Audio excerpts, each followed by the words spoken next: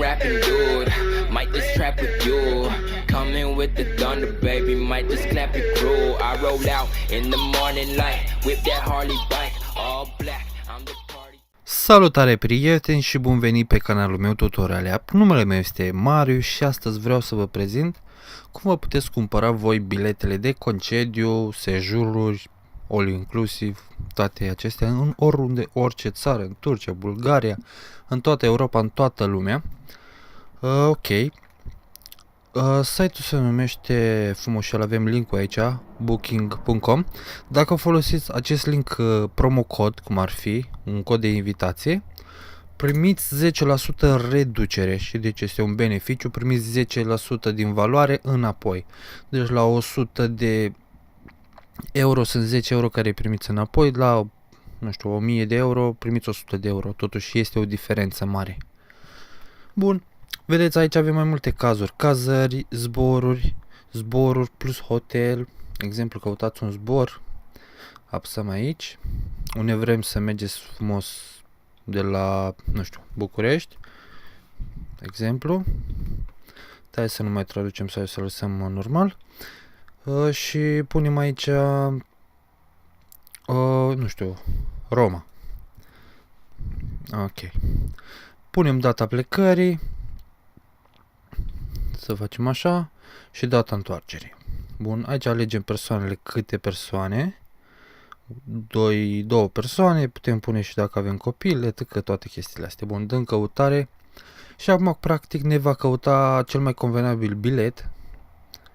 Și vedeți că ne-a găsit, aici putem schimba moneda. O să băgăm frumușel în... Avem și lei, dacă nu mă înșel, stai puțin să găsim.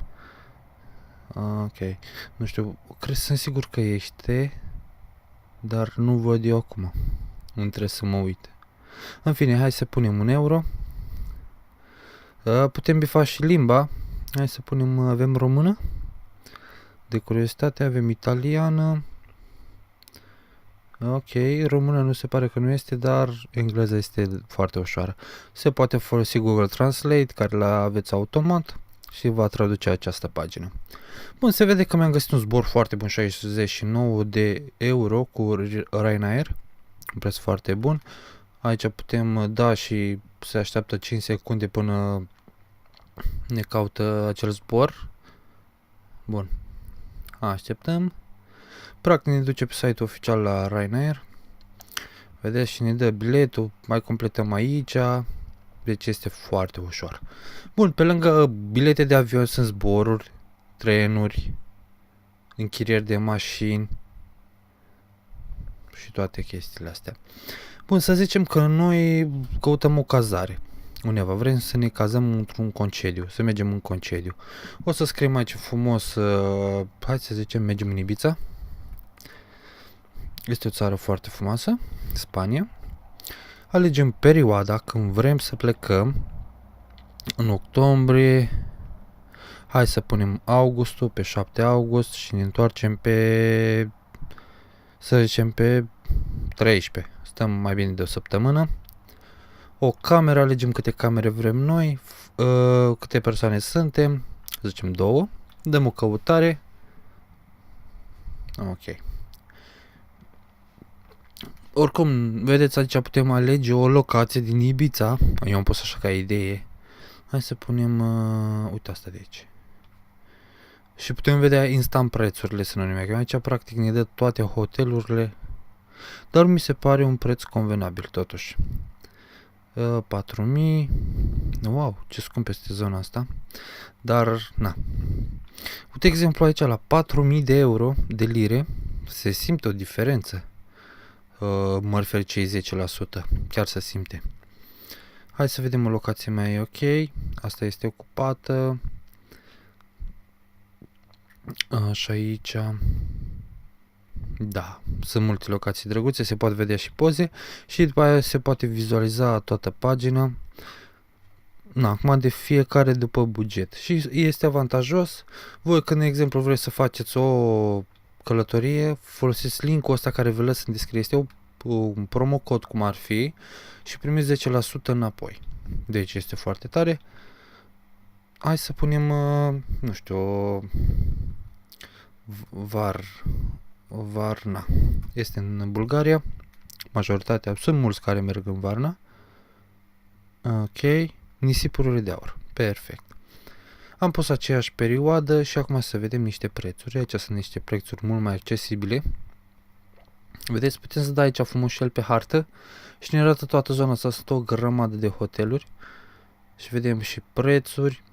1000, 1000, 300. 300 mi se pare un preț decent. Pentru 6 nopți.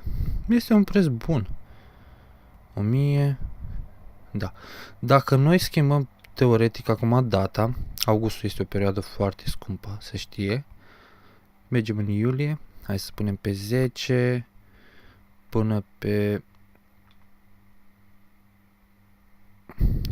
15. Ok. La fel, o cameră. Și acum să vede niște diferențe de prețuri. Mic dejun inclus. Ok. Se poate vedea. Oh, asta este un all inclusiv. Bun. Și aici se poate vedea ce este inclus, cum arată hotelul. Ok. Vă arăt mici detalii. Oricum arată super ok acest hotel. Chiar foarte bine. Și plaza este destul de decentă. Bun. Hai să mai vedem. Aici sunt păreri, persoanele care au fost. Personal, deci are un 6,5, locație, deci este decent. Sunt și altele cu stele mai multe cum ar fi. Deci, aveți all inclus mâncare, piscină și hotelul, bine, unde dormiți voi. Aici sunt diverse detalii despre locație, parcări, tot felul de prostioare de astea care vă interesează, piscină, parcare, Wi-Fi inclus, transport de la aeroport sau să veniți de la aeroport spre hotel. Avem foarte multe, sala de fitness, bar, mic dejun. Da, deci este perfect. Și să cumpărați, v-am zis, când vă decideți să cumpărați practic un sejur, să folosiți link-ul, primiți 10% reducere, vă ajută foarte mult. Și putem rezerva, exemplu, dăm să rezervăm, bla bla bla, o cameră, acum depinde pentru fiecare, ok, prețul este de o cameră, perfect, 600 și ceva, dar arată foarte bine. Voi rezerva. Și avantajul la acest exemplu, acest site și acest cum colaborează, dacă cumva te răzgândești, poți primi banii înapoi, dar bine, nu te răzgândești cu ultima zi, cu o săptămână, primiți toți banii înapoi. Deci foarte avantajos. Părerea mea. Ok.